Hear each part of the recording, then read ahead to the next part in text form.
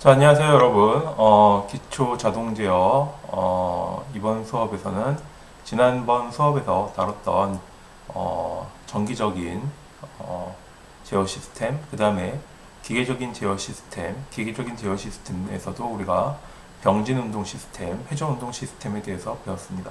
자, 그러면은 여기서 이번에 이제, 진행할 거는 전기하고 기계가 같이 결합된 시스템이 어떻게 이제 구성되어 있고 연결이 되는지 한번 살펴보도록 하겠습니다.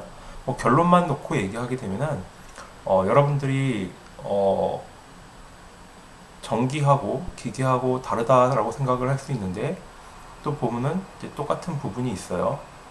그래서 그런 이제 성질을 가지고 똑같은 부분은 뭐냐면은 우리가 수학적으로 표현이 가능하고 그 다음에 전기하고 기계하고 완전히 나눠진 게 아니고 이런 구성품들이 연결되었을 때 하나의 시스템으로 동작한다라는 게 오늘 다루고자 할 주제입니다. 자, 그럼 이제 설명을 한번 해보도록 하죠. 전기 기계 시스템에서 자, 오늘 우리가 다룰 거는 직류 서버 전동기라고 하는 종류의 모터를 다뤄볼 겁니다. 여러분들 모터라고 하는 거는 전기 에너지를 공급을 하게 되면은 회전을 하게 되죠. 전기를 흘려주게 되면 얘가 돌아가게 되는 거죠. 자, 이걸 조금 더 고급스러운 말로 표현하게 되면은 전기 에너지를 공급했을 경우에 이걸 기계적인 회전 운동 에너지로 변환을 하는 일종의 변환 장치이다 라고 이렇게 얘기를 할 수가 있습니다.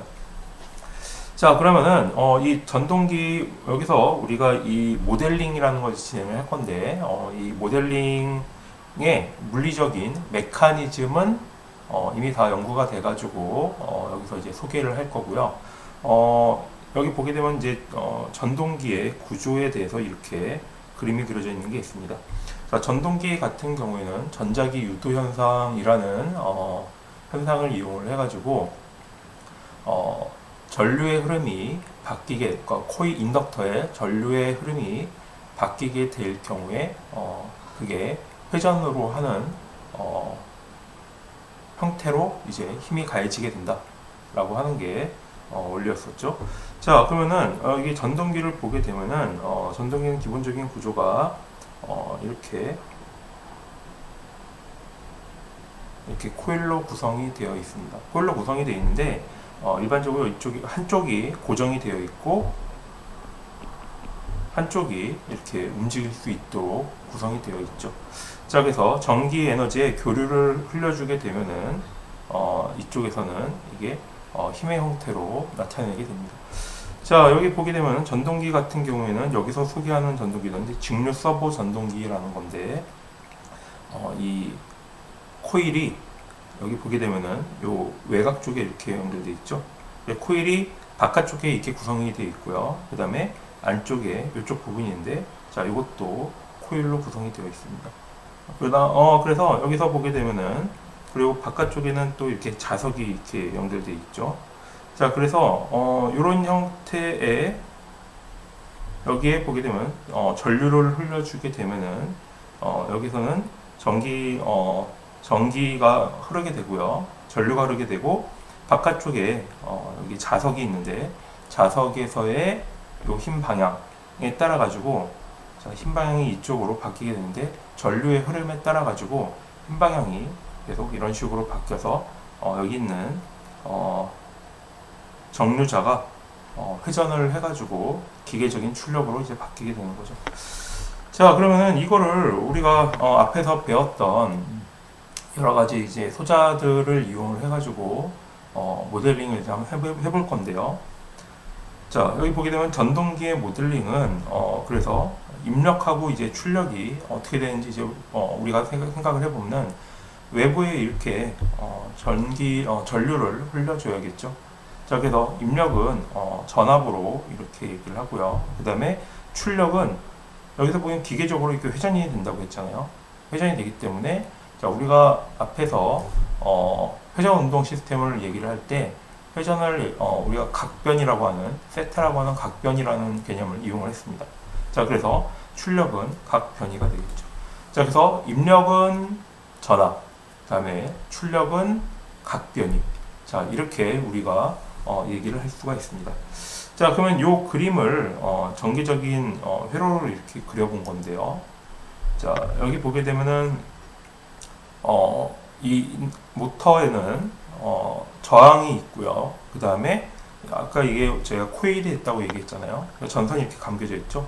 자, 그래서 전동기 자체가 가지고 있는 인덕턴스가 있습니다. 그래서 저항하고 인덕턴스가 있고, 그 다음에 여기에 모터가 있는데, 이 모터가 여기서 얘기하는 정류자 부분이 되겠죠. 이 회전자 부분이 되겠죠. 자, 그래서 이 회전자에는 전압이 걸리게 되는데, 이 핵심 부분이 전압이 걸리게 되면은 기계적인 출력이 각변이가 되니까 여기에 또 똑같이 토크라는 것도 출력이 토크하고 각변이 자 이렇게 얘기가 되는 거죠. 여기 토크를 빼먹었네요. 자, 그래서 모델링 여기 보게 되면은 정기적인 거하고 기계적인 게 이렇게 섞여서 이제 표현을 할 수가 있게 됩니다. 자, 그러면은 여기 안쪽에 여기 저항하고 인덕턴스 같은 경우는 크게 문제가 안 돼요. 왜냐하면은 이 전동기가 가지고 있는 고유의 값이기 때문에 이것도 상수가 됩니다. 제품이 어떻게 만들어졌냐에 따라 가지고 저항하고 인덕턴스가 결정되기 때문에 이거는 이제 만들 때 만든 다음에 측정을 하든지 아니면은 정해놓고 만들든가 이렇게 진행을 하겠죠. 자, 그럼 여기 전압을 걸려주게 되면은 여기에 각각 부품이 어떻게 되는지 모르겠지만 전류가 이쪽 방향으로 흐른다라고 얘기를 할 수가 있습니다. 자, 그러면은 이제 이거를 가지고 우리가 앞에 입력을 전압이라고 하고 그 다음에 출력을 각변이다 이렇게 얘기를 했을 때, 자, 이걸 가운데 있는 이 전체 시스템을 전달함수다 이렇게 얘기를 할 수가 있겠죠. 자, 그래서 이 전달함수를 그러면 어떻게 구할 것인가? 자, 이 부분은 이제 다음 장에서 한번 보도록 하겠습니다. 자, 보게 되면은, 일반적으로 이제 모터에 전압이 이제 인가되게 되는데요. 앞에서 봤듯이,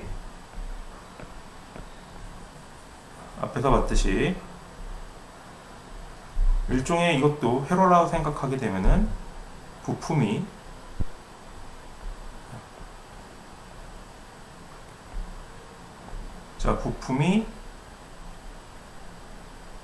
이렇게 세 개가 연결이 되어 있다.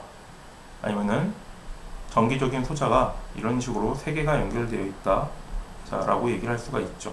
자, 그래서 저항이 소모되는 전압은 VRA가 되겠고, 그 다음에 전동기는 VLA가 되겠고, 그 다음에 이 모터가 어떻게 되는지는 잘 모르겠지만, 자, 이거를 VT다, VBT다. 자, 이렇게 정하는 겁니다. 그래서 VBT는 어떤 함수가 될지는 아직은 잘 모르는 거죠. 자, 그러면은 이 VBT를 우리가 이제 기계적인 각변이하고 이렇게 대치를 해가지고 연결을 해본다고 하면은, 자, 어떤 식을 세워줄 수가 있냐면은 각변이 이 전압을 어떻게 걸어주냐에 따라 가지고 요 각변이가 달라지는 거기 때문에 각변이를 미분을 한 게 속도가 되게 됩니다.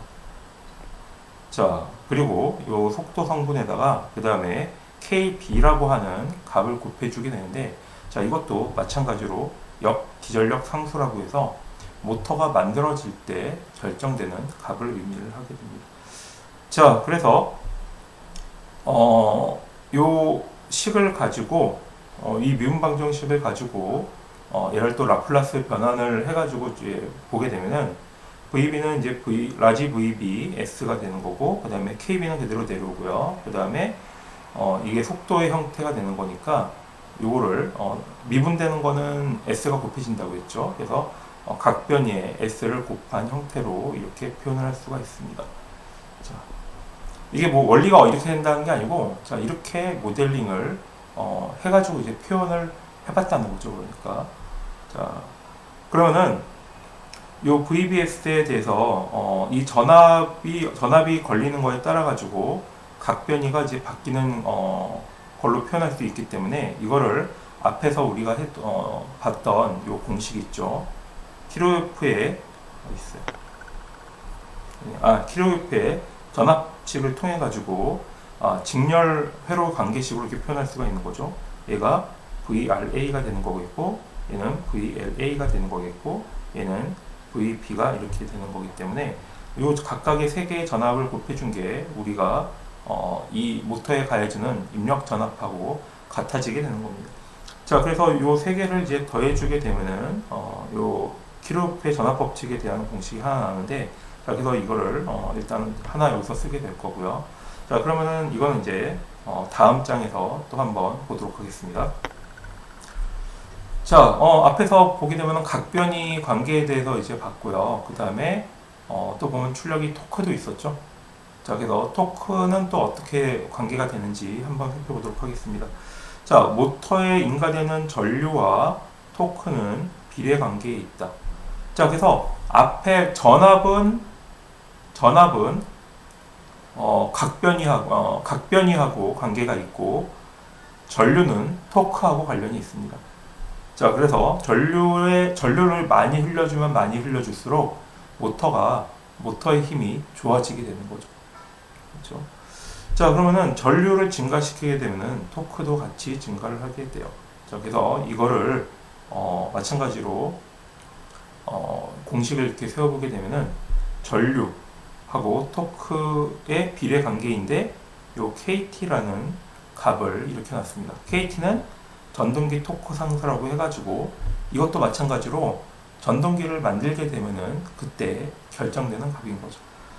자, 그래서 이 전류를 토크의 관계로 이렇게 표현을 하게 되면은, 자, KT분의 토크 이렇게 표현을 할 수가 있게 되고요. 그러면은 앞에서 첫 번째 공식이 있었죠. 거기에서 이 전류를 이대로 토크의 식으로 이렇게 넣어주게 되면은, 자, 이런 형태의 표현을 하게 됩니다.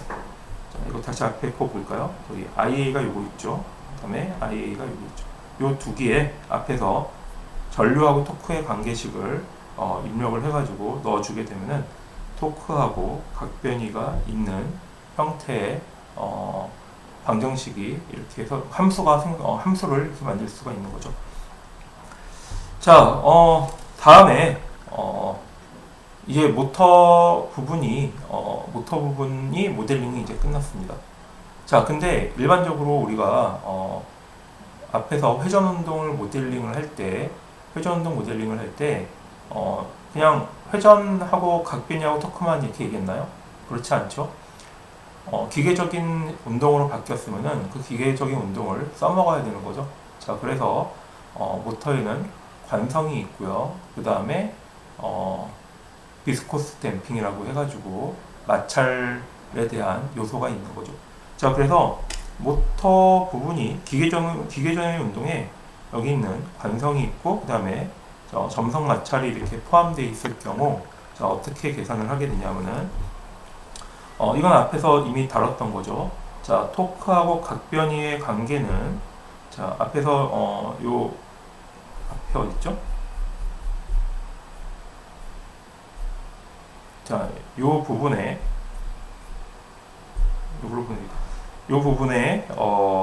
기회비의 관계식으로 이런 식으로 표현을 할 수가 있었다고 했죠. 자, 그래서 이 관계식에 의해 가지고, 근데 여기는 지금 스프링은 없는 거죠. K는 없으니까 K는 날리고 관성하고 그 다음에 마찰력만 이렇게 따져보는 거죠. 자, 그러면은 여기에는 K가 없으니까 이렇게 2차식으로 표현을 할 수가 있게 됩니다. 자, 그러면은 이 관계식을 앞에 구했던 이 토크 부분을 또 넣어주게 되면은, 자, 이렇게 조금 복잡한 식으로 표현을 할 수가 있게 됩니다. 자, 그러면은 이 식을 이제 정리를 이제 해보면 되는데, 뭐 이렇게 좀 복잡해졌죠. 근데 정리해놓고 보면은 이제 아무것도 아닌 게 됩니다. 자, 이거를 식을 이렇게 보게 되면 함수로 되어 있는 부분이 뭐가 있어요? 자, 2의 S가 되는 거고, 얘가 전압이죠, 입력이죠. 그 다음에 요 각변이 세타 S 출력이죠. 자, 그래서 보니까 뭐 전류도 있고, 앞에서 보게 되면은 뭐 전류도 있고, 또 뭐가 있어요? 전류밖에 없었네요. 전류의 항이 있었는데, 전류의 항을 각변이로 바꿨다 이렇게 이해하시면 될 것 같아요. 그래서 입력하고 출력으로만 구성되어 있는 이 관계식을 만들었습니다.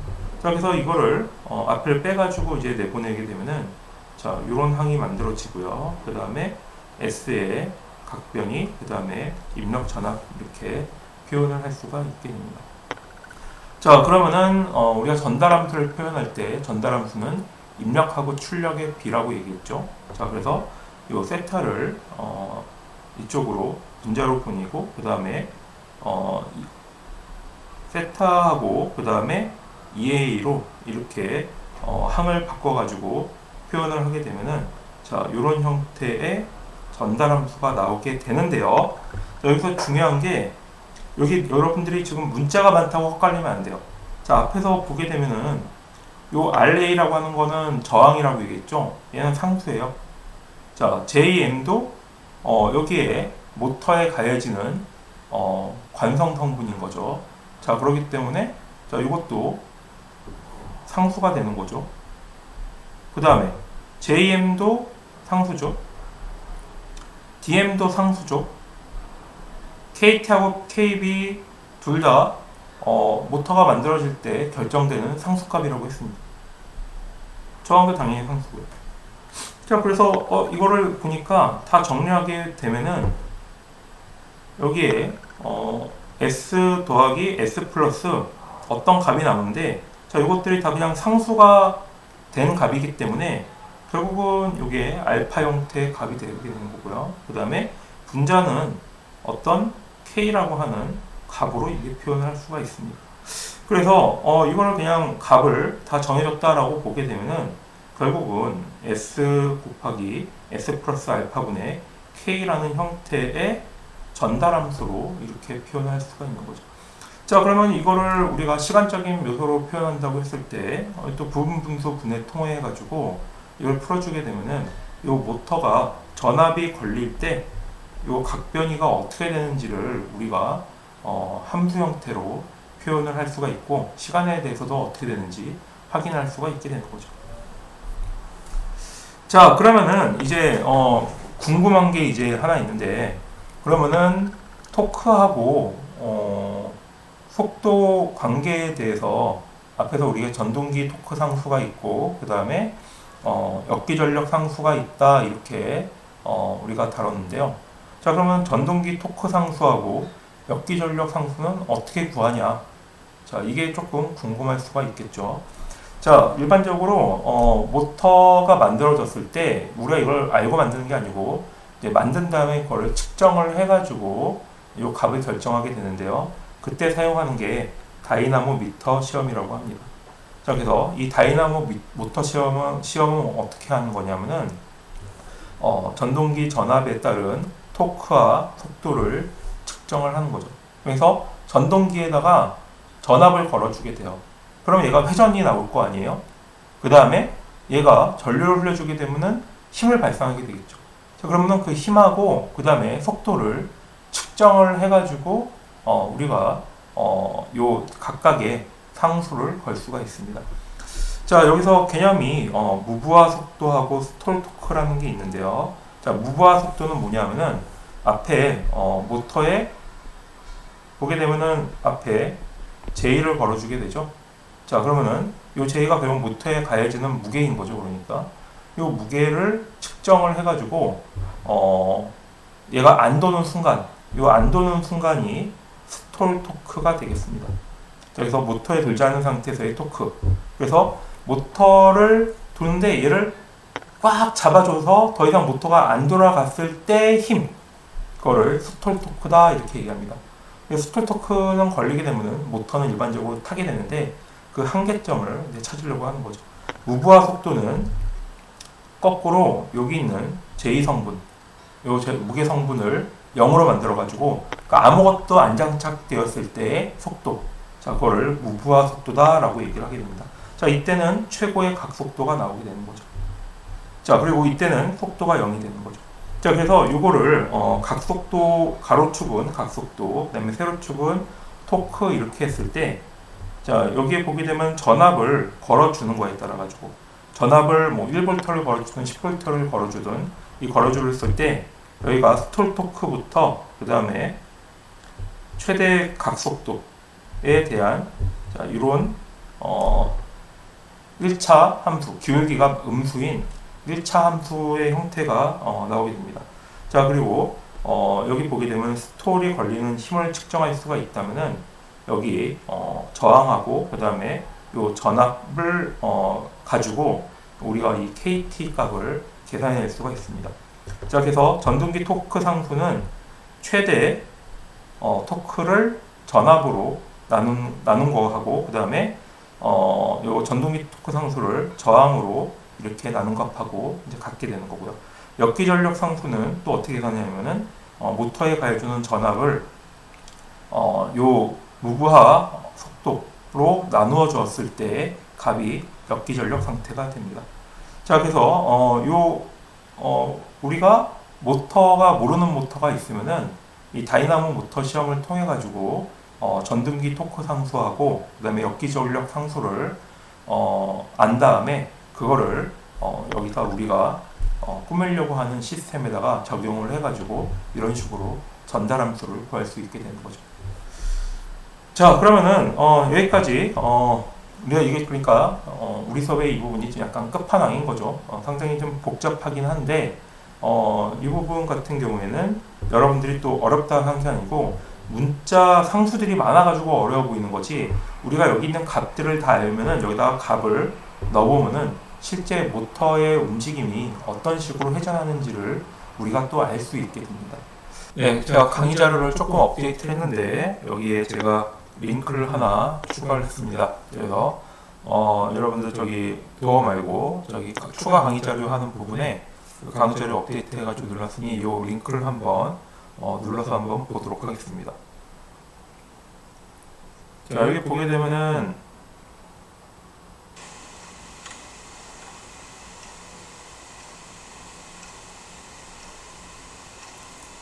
자, 여기를 보게 되면은 간단히 이 모터를 가지고 토크하고 무브화 속도를 관찰할 수 있는 실험을 이제 장비 없이 그냥 이렇게 실험할 수 있도록 이렇게 꾸며놨는데요. 이것도 저기 제가 학생하고 그 방학 때 한번 이렇게 똑같이 이제 해봤는데 상당히 결과가 이렇게 좋게 나왔습니다. 자, 그래서 이런 식으로도 측정을 할 수가 있고 값을 구할 수가 있다라는 걸 있으니까 한번 보도록 하시고요. 재밌어요. 보면은 한 3분 정도 되니까 보면은 제가 강의한 게 확실하게 와닿아서 이해하실 수가 있을 것 같습니다. 자, 그리고 마지막에 몇 페이지냐? 페이지 78페이지에 해당되는 내용 같은 경우에는 비선형성에 대해서 주제를 다루고 있는데요. 우리 그 강의에서는 선형적인 시스템만 이렇게 다루고 있기 때문에 여기서 얘기하는 이 비선형성에 대해서는 여러분들이 이런 문제들이 있구나라는 것을 한번 읽고 넘어가면 좋을 것 같습니다. 자, 그래서 선형 시스템은 중첩성하고 그 다음에 동질성으로 이루어져 있는데, 결론은 얘기해서 우리가 수학적으로 이렇게 더하거나 곱하거나 하는 관계로 이렇게 성립이 돼야지만 모델링 하는데 용이하게 되는, 쉽게 되는 거고요.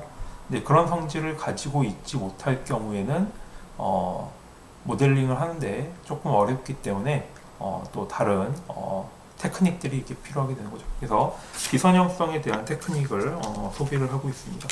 자, 그러면 이걸로 요 2장에 대해서는 이제 끝내도록 하겠고요. 이제 3장 부분은 시간 영역에 대해서, 전달 함수가 아닌 시간 영역에 대해서 모델링을 하는 부분인데, 이 부분은 그 다음 장에서 다루도록 하겠고요. 쭉 넘어가서 4장에 있는 시간응답 부분을 먼저 살펴보도록 하겠습니다. 자, 그러면은 또 B강의인가요? B강의에서 보도록 하겠습니다.